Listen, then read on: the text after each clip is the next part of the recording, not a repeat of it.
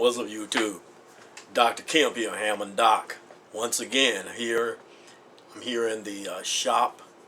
It's very early in the morning. In fact, it's 6:08 a.m. I decided to get up and come on down to the shop to begin working on some projects. And I have a lot of projects that need attention. So I want to share with you a few of those projects that I'll be working on in the coming days and weeks, and in some instances months. Let me turn the camera over here, and we'll pan down to this shelf. Now, what you're looking at here is a shelf that is filled with Leslie amplifiers.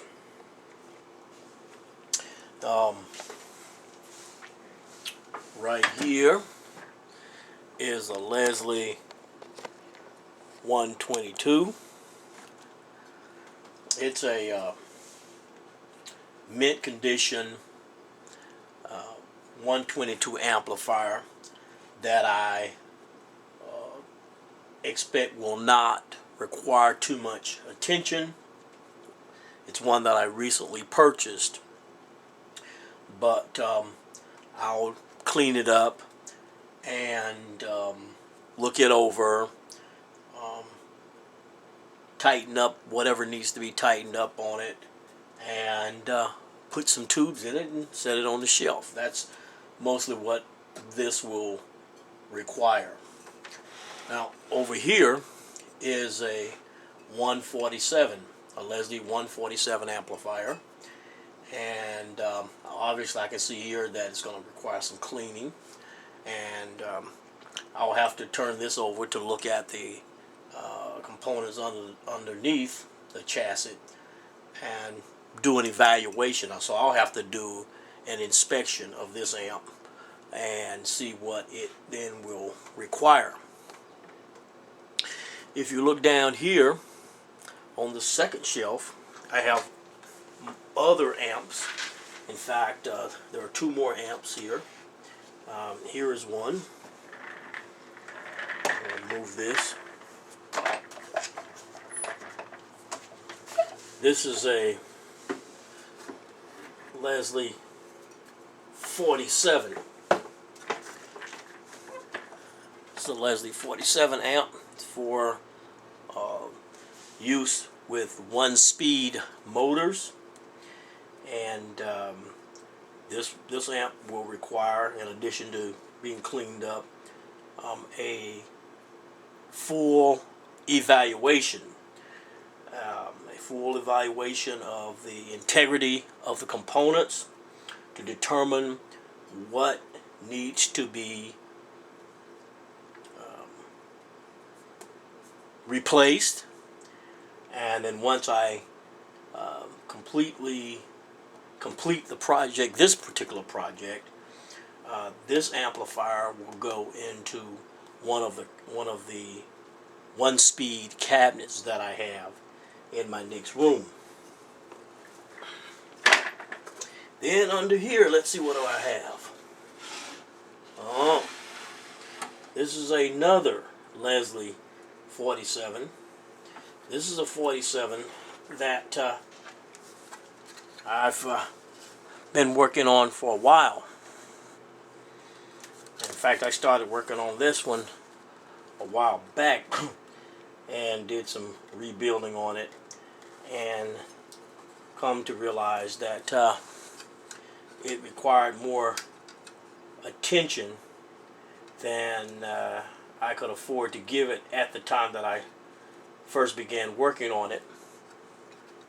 So this is another one that's going to require some expensive rebuilding, because from what I can see here, I'm going to have to replace the transformer here. I'm gonna have to do that, and I'm gonna have to build the rectifier board back there. You can see that. That's gonna have to be totally reconstructed. Okay, and looks like it's got new caps and a new potentiometer here. That looks good, but the focus of this project is going to be back in this area here. So that's pretty expensive. One of these run you about $85 retail, and so that's an expensive project. But when I finish this amp, it's going to sound good. A lot of resistors have already been replaced in this amp, so it's except for the transformer that needs to be replaced, a fairly newly rebuilt amplifier, and the wire round resistor here,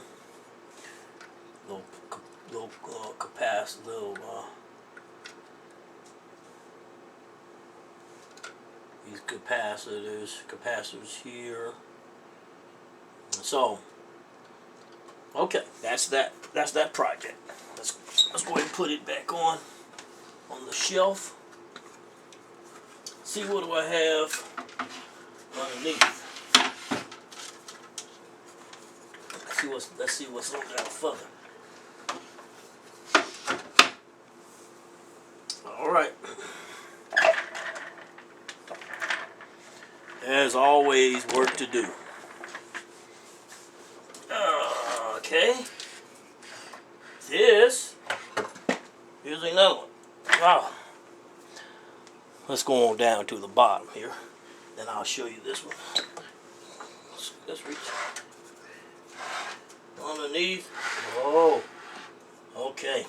Let me just leave that there, because that thing is very heavy. So rather than pulling it out, that's a 251.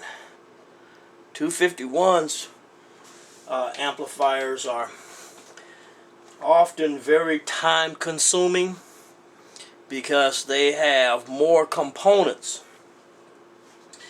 in them than the Leslie 147s and 122s.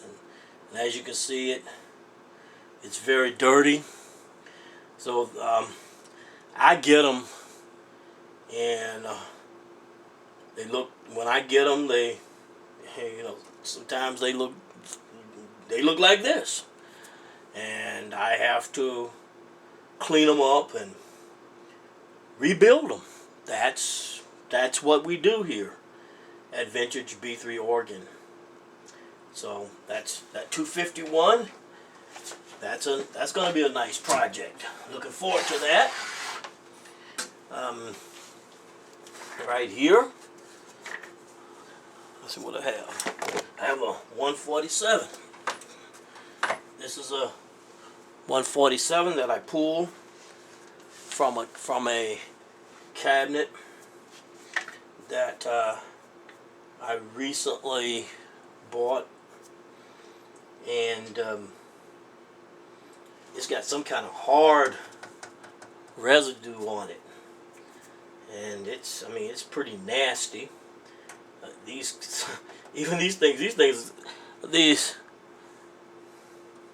knobs are gonna have to be removed from here, and that's gonna have to be soaked in alcohol. This chassis is nasty. It smells. You push this thing on under there. It's dirty, and I'm sure that amplifier is going to require some substantial work. That is evaluation of internal components, as well as the replacement of necessary or components that would be necessary to make this amplifier fully functional. So I'm looking forward to that project. So I just showed you 2, 4, 6 projects there. Oh, here's another one I have here on the floor. Let's turn the camera on down here. It's hiding behind the wall. I'll pull it out for you. Look at that. Now this is an amp. People, I tell you, are something else. I would never treat a amplifier like this. But people sometimes don't care about what they do with their stuff. That's rust. That's what you're looking at. That's rust. Let me pan up so you can see this. This is a late model 122 amplifier, and look at the rust. That's all that rust, and look at how they look at that. All that. Look at this rust here. Wow. So this looks like water damage. This amplifier's had some water damage or some environmental damage. Isn't that something? It's been sitting out in the garage. And in fact, when I bought this amplifier, I bought this. Oh, yeah, that's right. I bought this from a person in Illinois, and they didn't live too far from the Mississippi River. That's interesting.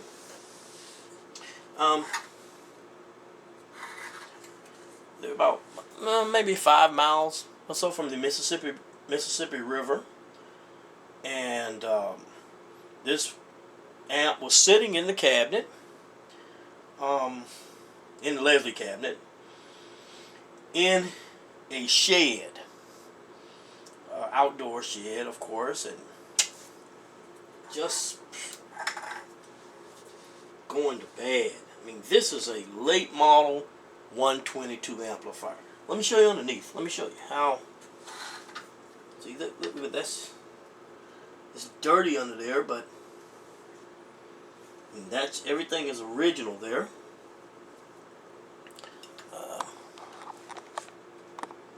Pan up. I honestly don't anticipate having to do. Usually, when I get an amp like this with that's this late model, I typically don't have to do very much with it. You know, I'll evaluate the components to determine if there is something that needs to be replaced. But typically, these amps, when they look good like this underneath, they are plug and play. But obviously, this particular amplifier will require substantial cleaning before I use it or put it into use. So, well,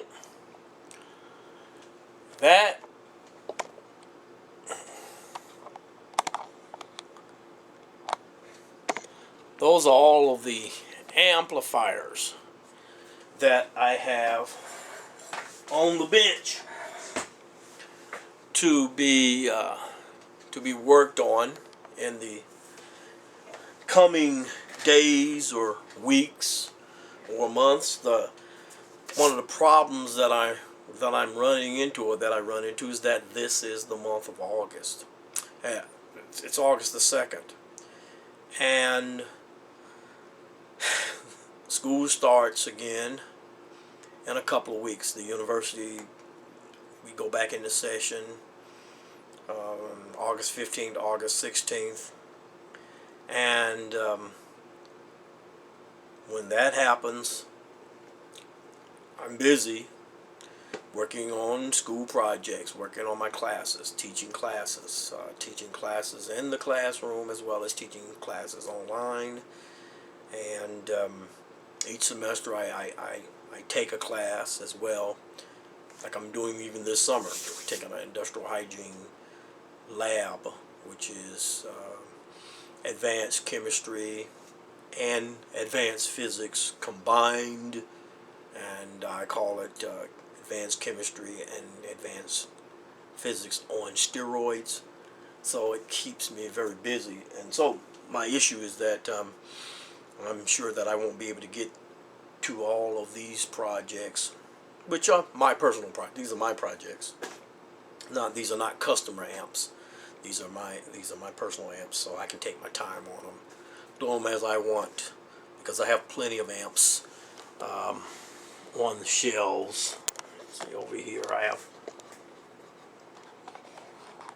have all the amps that I need. I have 122s that I've been working on. I did a lot of 122s last summer. There they are there. 122 there. Then I have a shelf full of 147s. So get past the home defense there. Have to keep some home defense down here in case any spiders try to come in. We have problems with wolf spiders in this area. So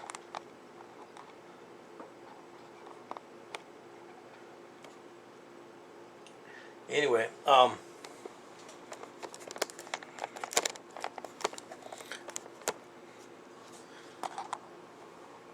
back this thing off. So that's what I'm dealing with.